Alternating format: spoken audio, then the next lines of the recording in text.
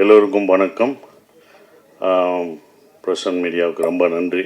அந்த வெற்றி விழான்றதை விட உங்களுக்கு எல்லாருக்கும், மக்களுக்கும், பிரசன்ட் மீடியாவுக்கும் சொல்கிற நன்றி விழா தான். நாங்கள் எல்லோரும் உங்களுக்கு நன்றி சொல்கிற விழாவாக தான் இதை பார்க்குறேன். ரொம்ப சந்தோஷம். இந்த படம் பார்த்துட்டு வந்து நீங்கள் எல்லோரும் சொன்னீங்க, என்னோடய பத்திரிக்கை நண்பர்கள்லாம் சொன்னாங்க, உங்கள் சம்பளத்தை ஏற்றிடுவீங்களா அப்படின்லாம் கேட்டாங்க. ஃபஸ்ட்டு கண்டிப்பாக முதல் கண்டிஷன் சம்பளம் ஏறாது, அதே சம்பளம் தான், அதை உறுதியளிக்கிறேன்.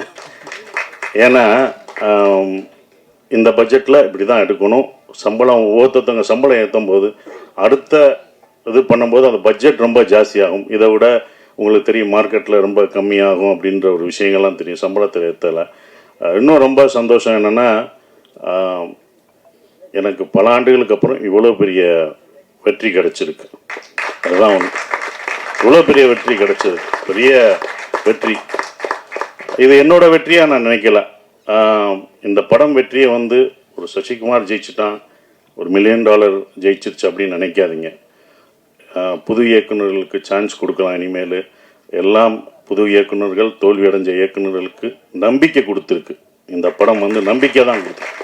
நாங்களாம் உங்களுக்கு நம்பிக்கை தான் கொடுத்துருக்கோம். பொறுமையாக காத்துக்கிட்டு அதுக்கான இதில் இருந்தால் கண்டிப்பாக நமக்கு வந்து வெற்றி கிடைக்கும். இன்னொன்று, நம்ம தோல்வியை ஒத்துக்கணும். நான் தோல்வி அடைஞ்சிருக்கேன், என் தோல்வியை ஒவ்வொரு தடவையும் நான் ஒத்துக்கிட்டேன். இந்த படம் முதல் நாள் கலெக்ஷன் என்ன உங்கள் எல்லாருக்கும் தெரியுமா? இந்த படம் முதல் டே வியாழக்கிழமை போட்டப்போ இதோட முதல் கலெக்ஷன் என்னென்ன மீனாட்சிண்ணே சொல்லுங்கள். ₹2 வருமா, ₹2.25 வருமா? வந்துருச்சா? உண்மையை பேசுவோம். இதுக்கு போய் நடிகர்கள்ட்ட உண்மையை சொல்லுங்க, எவ்வளோ ஓடி இருக்குன்னு சொல்லுங்க. ஏன் மறைக்காதீங்க.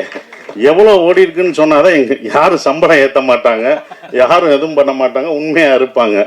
அப்போ நீங்கள் ஒவ்வொரு தடவையும் சொல்லும்போது தான், சார் இந்த 2 ஏன் நான் சொல்கிறேன்னா, முதல் நாள் இந்த படத்தோட கலெக்ஷன் 2 அப்படின்னா என்னோட மொத்த படம் ஒரு படம் வந்து 2 தான் கலெக்ட் ஆகிருக்கு. அதை நான் தெரிஞ்சுக்கிட்டேன். ஸோ என்னுடைய இந்த படம் ஒரு படம் 2க்கும் ஓடி இருக்கு, இப்போ பல கோடிக்கு ஓடி இருக்கு. இதோட இது உங்களுக்கு தெரியும், இது பெரிய ஹையஸ்ட். என்னுடைய ஹையஸ்ட் இது வந்து குட்டிப்புலி தான், சுந்தரபாண்டியனும் குட்டிப்புலி தான். அந்த குட்டிப்புலியும் சுந்தரபாண்டியனும் ஹையஸ்ட் கலெக்ஷனை இந்த டூரிஸ்ட் ஃபேமிலி வந்து அடிச்சிருக்கு. அது ரொம்ப சந்தோஷமாக இருக்குது. அப்போ ஒரு நம்பிக்கையை கொடுக்குற, நான் இதை ஏன் இவ்வளோ தூரம் சொல்கிறேன்னா, இனி வரும் உங்களுக்கு நம்பிக்கை என்றைக்கும் விடாமுயற்சியோட விட்டு கொடுக்கக்கூடாது. அந்த நம்பிக்கை கொடுக்குறதா ஒரு 5 பேருக்கு நம்பிக்கை கொடுத்தா எனக்கு சந்தோஷமாக இருக்கும்னு நான் நினைக்கிறேன். அந்த பொறுமையும் இதுதான். ஏன்னா இது படம் ஆரம்பிக்கும் போதே யுவராஜ் தான் ரொம்ப கான்ஃபிடெண்ட்டாக இருந்தார். எங்கள் ப்ரொடியூசர் சொன்னார், சார் உங்களுடைய இது என்ன ஞாபகம் இருக்குமான்னு தெரில, இது எவ்வளோ போகும்ட்டு. சார் உங்கள் இதை கண்டிப்பாக இந்த படம் மேலே என்னோட நம்பிக்கை வச்சது இந்த ப்ரொடியூசர்ஸ் 2 பேரும் தான்.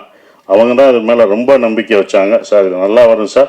எனக்கு சுந்தரபாண்டியன் உங்களுக்கு எப்படி எல்லாருக்கும் பிடிச்சதோ, சின்ன பசங்கள்லேருந்து வயசானவங்க வரைக்கும் உங்களுக்கு எப்படி பிடிச்சதோ, இந்த படத்தில் வர தர்மதாஸ் கேரக்டர் எல்லாருக்கும் பிடிக்கும் சார்னு தேட்டரில் போய் பார்க்கும்போது அதை உணர்ந்தோம். ஒவ்வொரு தேட்டரும் படும்போது மக்கள் வந்து ரொம்ப நாளைக்கு அப்புறம் குடும்பமாக ஒரு தேட்டரில் வந்து படம் பார்க்குறேன். எல்லாம் ஓடிடியில் இருக்காங்க, வீட்டில் இருக்காங்கன்னு நினச்சிட்டு இருந்தோம்.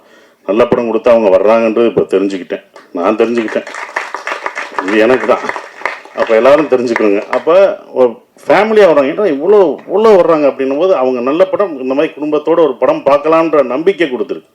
ஒரே மாதிரி படம் பண்ண வேணாம், டிஃப்ரெண்ட்டாக படம் பண்ணலாம், ஜானர் ஆஃப் படம் பண்ணலாம் அப்படின்ற ஒரு நம்பிக்கையை வந்து இந்த படம் கொடுத்துருக்காதா நான் நினைக்கிறேன். இப்போ வரைக்கும் ஃபேமிலி தேட்டருக்கு வந்துக்கிட்டே இருக்காங்க. பெரிய குடும்பம் என்றைக்குமே அப்போ இருந்து இப்போ இருந்து ஒரு விஷயம் இருக்குது. ஏன்னா நாங்களும் தேட்டர் வச்சுருக்கோம். அந்த தேட்டர் கவுண்டர் பின்னாடி நான் உட்காந்துருக்கும்போது லேடிஸ் கவுண்டர்லாம் கூட்டம் வரும், பயங்கரமாக இருக்கும், கூட்டங்களாக நிற்கும். நாங்கள் சின்ன வயசில் உட்காந்து பார்க்கும்போது பார்ப்போம். அப்போ டிக்கெட்டில் உள்ளவங்களாம் சொல்லுவாங்க, எந்த படம் பெண்களுக்கு பிடிச்சி தாய்மார்களுக்கு பிடிக்கிற படங்கள்லாம் சூப்பர் ஹிட் ஆகும் அப்படின்னு அப்போ இருந்து சொல்கிறாங்க. அது இப்போ வரைக்கும் அது நடந்துக்கிட்டு தான் இருக்குது. அதனால பெயராதவர்களுடன் பேராதவருடன் அப்படின்னு ஒன்று போஸ்ட் அடிப்பாங்க.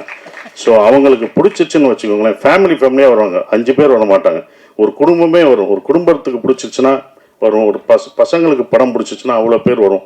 ஸோ அப்படி இந்த படத்தை இவ்வளோ அழகாக ரீச் பண்ணி கொண்டு போன இந்த கம்பெனிக்கு நான் என்னுடைய வாழ்த்துக்களை தெரிவிச்சுக்கிறேன். அப்புறம் அபி எங்களுடைய டைரக்டர், நான் இவ்வளோ நல்லா நடிச்சிருக்கேன் அப்படின்னு சொன்னது அப்படி காரணம், முக்கியமான காரணம் நல்லா நடிச்சிருக்கேன்னா என்னோடய பாடி லாங்குவேஜ் எல்லாம் மாறி இருக்குன்னா அது அபி தான், டைரக்டருக்கு தான் போச்சு. ஒவ்வொரு விஷயம் பார்த்து தான் சொல்லுவேன். இது எப்படி பண்ணுவேன் அப்படின்றது அந்த கையை வச்சுன்னு சொல்லுவேன். நமக்கு பொண்ணு இருக்கோ அது அவரோடது தான். இன்னொரு தடவை பொண்ணு அதை நல்லா பண்ணிடுறேன் இன்னொரு தடவை நமக்கு பொண்ணு இருக்கோ அப்படின்னு இப்போ எல்லாம் வந்து சொல்லும்போது அது அபியோட ஸ்டைலை தான் நான் பிடிச்சேன். ஸோ அபி, தேங்க்யூ. இப்படி ஒரு நல்ல படத்தை எனக்கு கொடுத்ததுக்கு நான் நன்றி சொல்லணும். நீங்கள் எனக்கு நன்றி சொல்லிட்டீங்க, நான் உனக்கு நன்றி சொல்லணும். ஏன்னா ஒரு ஸ்கிரிப்ட் எழுதுறதுக்கு வயசு முக்கியம் இல்லை, அதை நிரூபிச்சுட்ட. நீ எல்லாருக்கும் ரோல் மாடலாக இருக்க. இனி உன்னுடைய அடுத்த படம் தான் ரொம்ப கஷ்டமானதாக இருக்கும். ஏன்னா முதல் படம் சுப்பிரமணியம் முடிச்சு 2வது படம் என்ன பண்ணணும்னு நமக்கு தெரியாது. அந்த அனுபவத்தை சொன்னேன் கேர்ஃபுல்லாக. அதையும் முதல் படமாக என்னென்ன முதல் படத்தில் என்ன எதிர்பார்த்தவங்களோ அதை கொடுத்துரு. நம்ம புதுசாக போகணுன்னு அது பண்ண முடியாது.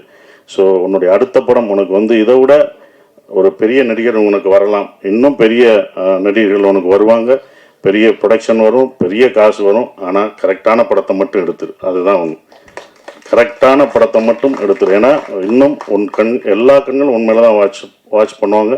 அடுத்து உனக்கு ரொம்ப இதுக்கு பொறுமையாக நல்ல ஸ்கிரிப்ட் பண்ணி ஜெயிச்சிரு. உன் அடுத்த வெற்றிக்காக நாங்கள் இன்னும் மாவலோடு காத்துக்கிட்டு இருக்கோம். அது நீ ஜெயிக்கணும் அப்படின்ற ஒரு விஷயம். சிம்ரன் மேடம் ரொம்ப சந்தோஷம். உங்கள் படங்கள்லாம் அவ்வளோ ரசித்து பார்த்தோம். சிம்ரன் வல்லையான்னு நாங்கள் அடுத்த நான் வெற்றி விழாவில் கூப்பிட்டு வரேன்னு சொன்னேன். அதே படம் வெற்றியும் அடைஞ்சது. உங்களை கூப்பிட்டு வந்துட்டேன், ரொம்ப சந்தோஷம். நீங்களாக தான் வந்துட்டீங்க. கூப்பிட்டு வந்துட்டேன்னோம்னா அதை கூப்பிட்டு வர போகிறாங்க. நீங்களாக வந்துட்டீங்க, அது எங்களுக்கு சந்தோஷம். ஆனால் அப்போ அது ரொம்ப சந்தோஷம் மேடம். அவங்களோட ஒர்க் பண்ணது எனக்கு ரொம்ப சந்தோஷமான ஒரு தருணமாக இருந்தது. நம்ம இப்போ வந்தது பெண்ணா வானவில் தானான்னு பூமியிலே பூ பறிக்கும் தேவனான்னு தேட்டரில் பார்த்துருப்போம். துள்ளாரமணம் துள்ளில் அவங்கள அப்படி ரசித்து பார்த்துருப்போம். அவங்க நம்ம செட்டுக்கு வர்றதே எங்களுக்கு எப்படி இருக்குன்னு பார்த்துக்கோங்க, அந்த மாதிரி தான். ஸோ அவ்வளோ அந்த சீனியாரிட்டி அதெல்லாம் எதுவுமே கிடையாது. அவங்க அவ்வளோ அழகாக பர்ஃபார்மன்ஸ், அவங்கள அவ்வளோ பர்ஃபார்மன்ஸ் படம் பார்த்துருக்கோம். வாலியாக இருக்கட்டும் சரி, பஞ்சதந்திரமாக இருக்கட்டும், அவ்வளோ பர்ஃபார்மரான ஒருத்தவங்க. அவங்கள நாங்கள் வந்து நல்லா பார்த்துக்கணுன்ற ஒரு இதுதான் இருந்தது. அவங்கள மரியாதை, அவங்களோட உழைப்புக்கு நம்மளுடைய தமிழ்நாட்டில் வந்து நம்ம தமிழை கற்றுக்கிட்டு அவங்க தமிழ்நாட்டில் அப்படி இவ்வளோ படங்கள் பண்ணியிருக்காங்க. அவங்களுக்கு நம்ம எவ்வளோ ரெஸ்பெக்ட் கொடுக்கணும் அப்படின்றதான் எனக்கு செட்டுக்குள்ளே ரொம்ப இருந்தது. அது எல்லாருமே நாங்கள் கொடுத்துருக்கோம். உங்களுக்கு அவ்வளோ மரியாதையாக கொடுத்து உங்களை ஒரு ராணி போல் பார்த்துருக்கோன்ற நம்பிக்கை எங்களுக்கு இருக்குது. அது உண்மையானதை நீங்கள் தான் சொல்லணும். Thank you madam. அதுதான் அப்படி. ஆனால் அவங்கள அவ்வளோ பார்த்துக்கிட்டோம் நாங்கள் எல்லாருமே, யூனிட் எல்லாமே பார்த்துக்கிட்டது எல்லாமே. Thank you madam. உங்களோட ஒர்க் பண்ணதுக்கு எனக்கு ரொம்ப சந்தோஷம். சூப்பர் ஸ்டார் கமலேஷ், நான் அப்பயே சொன்னேன், லிட்டில் சூப்பர் ஸ்டார். அவர் ரொம்ப சின்ன பையன், லிட்டில் சூப்பர் ஸ்டார் மாதிரி அழகாக சின்ன பையனாக இருந்தாலும் அவன், நான் அப்பயே சொன்னேன், அவன் வந்து காமெடியில் இந்த படத்தில் ஃபுல் காமெடி அவன் தான் பண்ணுவான் அப்படின்னு சொன்னேன். ஸோ அந்த என்டர்டெயின்மெண்ட் எங்கே போனாலும் கமலேஷை கேட்டுட்ருக்காங்க. இந்த மாதிரி படம் உனக்கு இன்னொன்று கிடைக்குமான்னு தெரில, சூப்பராக பண்ணிட்டீங்க. அப்புறம் யோகலட்சுமி, சௌந்தர்யா, அவங்கெல்லாம் நடித்தது ரொம்ப சந்தோஷம். ஸ்ரீஜாமா வரல, அவங்க பொண்ணு வந்திருக்காங்க, அவங்களுக்கும் என்னுடைய வாழ்த்துக்களை தெரிவிச்சுக்கிறேன். பாஸ்கர் சார், குமரவேல் சார், எல்லாருமே பக்ஸ் எல்லாம் பிரமாதமாக நடிச்சிருந்தாங்க. எல்லா கேரக்டரும் இருந்தது. எல்லாம் என்கிட்ட கேட்கும்போது வந்து ஒரே ஒரு கேள்வி தான் கேட்டாங்க, எப்படி சார் நீங்கள் ஹீரோ நடிக்கிறீங்க, இத்தனை பேர் இவ்வளோ கேரக்டர் நடிக்க விடுறீங்க, இவ்வளோ பேர் நல்லா நடிச்சிருக்காங்க, இவ்வளோ பேருக்கு ஸ்பேஸ் தர்றீங்க அப்படின்னாங்க. முதல் காரணம் நான் டைரக்டராக இருந்தேன், அதனால் அது டைரக்டர் பாயிண்ட் ஆஃப் வியூவில் பார்த்தேன். நான் ஒரு நடிகராக இருந்தால் கொடுத்துருப்பேனான்னு தெரில. 2வது பாயிண்ட்டு, இந்த கதையில் வந்து தர்மதாஸ் அம்மாவாக இருந்தான். அந்த அம்மா தான் எல்லாருக்கும் சோறு ஊட்டி விடுற மாதிரி, இந்தா நீ சாப்பிடுன்னு எல்லாருக்கும் கொடுத்துட்டு கடைசி நான் சாப்பிட்டுக்கிட்டேன். அதனால தான் எனக்கு அவங்க சாப்பிட்டது போக எனக்கு அது கடைசி எனக்கு பேர் கிடைச்சது. அது இவங்கெல்லாம் அதெல்லாம் தூண் மாதிரி பிடிச்சி நின்னாங்க. ஸோ அவங்க எல்லாருக்கும் நன்றியை தெரிவிச்சுக்கிறேன். இந்த படம் எனக்கு வந்து கொடுத்தது வந்தது சந்தோஷ், திங்க் மியூசிக் சந்தோஷம், சரவணம், இரா சரவணம்னு சொன்னாங்க. ஸோ அதுக்கு அவருக்கு சந்தோஷத்துக்கு நான் நன்றியை தெரிவிச்சுக்கிறேன். ஒவ்வொரு விஷயத்துக்கும் அவங்க வருவாங்க. எங்களோட சுப்பிரமணிய படத்துலேருந்து ட்ராவல் பண்ணுறாரு. ஸோ இப்படி ஒரு படத்தை கொடுத்து தேங்க்யூ சந்தோஷ். அப்புறம் எடிட்டர் எல்லாருக்கும் என்னோடய காஸ்டியூம் நல்லா பண்ணமா, அந்த தர்மதாஸ் காஸ்டியூம் நல்லா இருந்துச்சு. என்னடா கட்டம் போட்டது, என்னடா கிரே கலராக கொடுக்குறாங்க நாங்கள். அப்போ அதுக்கு ஒரு காரணம் சொன்னாப்புல, சார் கிரே நீங்கள் வேலை கிடைக்கிற வரைக்கும் கிரே போடுவீங்க, அதுக்கப்புறம் வேலை கிடைச்சோன்னே வேறு மாறுவீங்கன்னு சொன்னீங்க. அந்த போஸ்டரே அந்த காஸ்டியூமே உங்களுக்கு ரொம்ப அந்த டிசைன்ஸ் ரொம்ப பிடிச்சது. நான் ஆரம்பத்திலே சொன்னேன், இந்த படம் வந்து உலக தமிழர்கள் மட்டும் இல்லை, உலக லெவலில் இந்த படம் பெரிய வெற்றி அடையும்னு நான் சொன்னேன். கண்டிப்பாக உலகத்தில் எல்லா பேரும் அவ்வளோ ரசித்து பார்க்குறாங்க. அந்த ஈழத்தமிழ் பேசின விஷயத்த அண்ணா அப்படின்னு அவ்வளோ இது பண்ணுறாங்க. நீங்கள் எப்போ நான் எங்கள் ஊருக்கு வருவீங்க எல்லாம்னு கேட்டுட்ருக்காங்க. அபி, இது யாருக்கும் கிடைக்காத ஒன்று கிடச்சிருக்கு. இனி உங்களை அப்படி கொண்டாடுவாங்க. வெளிநாடு போனால் நம்ம ஊரில் நம்ம மக்கள் எப்போதும் கொண்டாடுவாங்க. ஆனால் வெளிநாட்டில் அவங்க இன்னும் உன்னையும் எல்லாரும் இந்த டீமில் இந்த படத்தில் நடித்தவங்க எல்லாத்தையும் அவ்வளோ ரசித்து கொண்டாடுவாங்கன்ற நம்பிக்கை எனக்கு இருக்குது. ஏன்னா வெளிநாடுகளில் இந்த படம் அவ்வளோ வெற்றி அடைஞ்சிருக்கு, ஹையஸ்ட்டாக போயிட்டுருக்குன்றாங்க, பல தேட்டர்களில் போயிட்டுருக்குன்றாங்க. ஸோ அது ரொம்ப சந்தோஷத்தை கொடுக்குது, மறக்க முடியாத ஒரு விஷயமா இருக்குது. எல்லாருக்கும் நன்றி சொல்லிட்டேன். ஷான், நாங்கள் 2 பேரும் நிறைய தடவை ட்ராவல் பண்ணியிருக்கோம். அதுவும் இந்த ப்ரமோஷனில் தான் ரொம்ப பழக்கம் அடைஞ்சது. அப்புறம் எங்களுடைய எழுத்தாளர் கவிஞர் மறக்கவே முடியாது மோகன்ராஜ், முதல் படத்தில் இது பண்ணுறது இப்போ வரைக்கும் ட்ராவல் பண்ணது மறக்கவே முடியாது. ஸோ எல்லாருக்கும் நன்றியை தெரிவிச்சுக்கிறேன். அப்புறம் விஜய், அவங்கெல்லாம் வந்து ப்ரொமோஷன், இதில் வந்து ப்ரொடக்ஷனில் ரொம்ப சொல்கிறது ப்ரொமோஷன் தான். அவ்வளோ இது பண்ணிட்டாங்க தம்பி. ப்ரொமோஷன்லாம் ரொம்ப அழகாக சிறப்பாக என்ன பண்ணணும் அப்படின்னு அதுக்கே தனியாக அவங்க செலவழிச்சாங்க. அதெல்லாம் நான் கற்றுக்கிட்டேன். ஒரு படத்தை வந்து எடுக்கிறது பெருசு இல்லை, அதை கொண்டு போய் மக்கள்கிட்ட சேர்க்குறது தான் ரொம்ப முக்கியமான விஷயம். அதை அவ்வளோ அழகாக சேர்த்தாங்க. விஜயும் வெங்கட்டும் அதுக்கு முக்கிய ஒரு விஷயமா இருந்து அதை கொண்டு போனாங்க. ஹரீஷன், ஹரீஷன் இருக்கார், அவர் வந்து எல்லாத்தையும் எங்களை சேர்க்குறது ரொம்ப கஷ்டம். இவங்கெல்லாம் டேட் வாங்கி இவங்கெல்லாம் ஒன்று இணைச்சி அந்த ஒரு நாள் கொண்டு வர்றது ரொம்ப சந்தோஷமாக இருந்தது. அதுக்கு நன்றியை தெரிவிச்சுக்கிறேன். குறிப்பாக மறுபடியும் நம்ம யுவராஜுக்கு சொல்கிற ஒரே ஒரு விஷயம், ரொம்ப நன்றி. ஏன் சொல்கிறேன்னா, இந்த பட்ஜெட்டாக இது இந்த படம் எடுக்கல, அவங்க 2 படம் எடுத்திருக்காங்க. 2 படத்தோட இந்த படத்தோட பட்ஜெட் ஜாஸ்தி தான்.